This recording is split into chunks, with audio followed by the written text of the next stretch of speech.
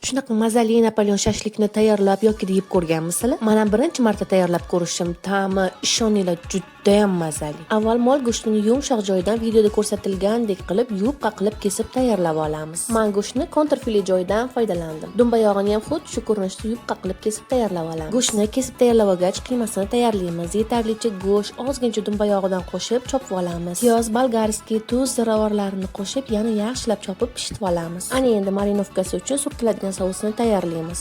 Uning uchun piyoz va pomidorni yaxshilab chopib, tuz, ziravorlarni qo'shib alohida idishga olib qo'yamiz. Endi idishimizni tagini strechilab, go'shtimizni tekis qilib taxlab olamiz. Tuz, zira sochamiz va boya tayyorlagan sousdan ham surib olamiz. Dumbani ham taxlaymiz, sous suramiz va yana go'shtni taxlab, sous surib, qiymani ham joylab olamiz. Ana endi yana dumba terib, sousni surtamiz va go'shtni qolgan bir qismini ham tekis qilib taxlaymiz. Eng ustiga yana sous surib, kamida 3 soatga morozilikka jo'natamiz. Men yoniga qo'shimchasiga garnir uchun har xil sabzavotlarni ham pishirish uchun tayyorlab oldim. Svetofor, bolgarskiy, pishgan makkajo'xori, qo'ziqorin hammasini yuvib tayyorlab, tuz sochdim va sabzavotlarga mo'ljallangan priprava qo'shdim. Ustidan yog' quyib, aralashtirib olib qo'ydim. Kartoshkalarni ham oldindan qaynatib pishirib oldim va tuz, priprava, yog' quyib marinovka qilib qo'ydim. Endi morozilikada formasini o'sha muzlab olgan shashliklarimizni kesib sixlab chiqamiz. Qalin kesib olmaymiz, pishmay qolishi mumkin. Qolganini videoda ko'rsatilgandek tartibda tayyorlab olamiz. Shashliklarni pishirish jarayonida hamma tomonini o'girib pishirib olinglar. Sabzavotlarni pishirish uchun menda mangal yo'q edi, shunga gazli listdan foydalandim. Ishoninglar juda mazali va sochni bo'lib chiqdi. Buni albatta tayyorlab ko'rishinglar kerak. Video yoqqan bo'lsa like bosishni va izohlarda fikrlarni qoldirishni